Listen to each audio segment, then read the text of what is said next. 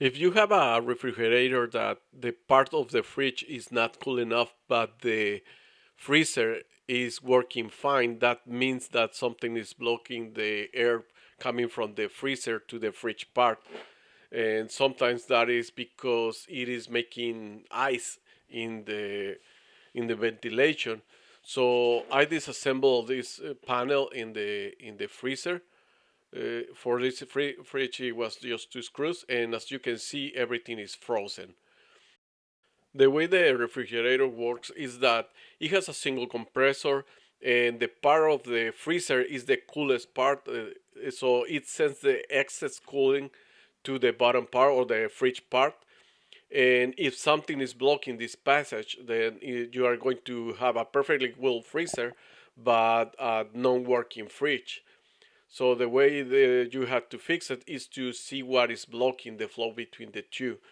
In this case, it was the ventilation. It was blocked by this piece of ice. This is the part that produces the freezing in the refrigerator, and as you can see, it's totally freezed. And the part of the refrigerator is not.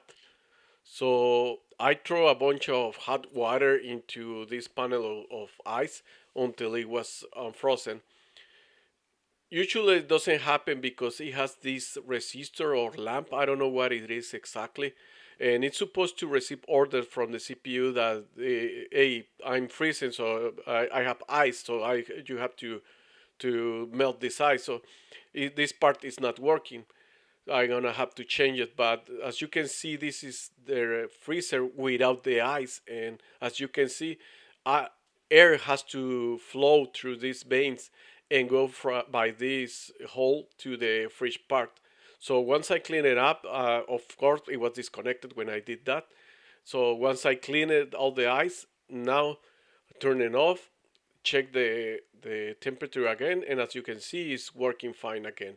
I believe it has to go lower, even lower than this, but yeah, it is fixed now. So next time if that happened to you, you just can disconnect it over the night. Be careful to put your groceries in some other fridge or something, so they don't go to waste.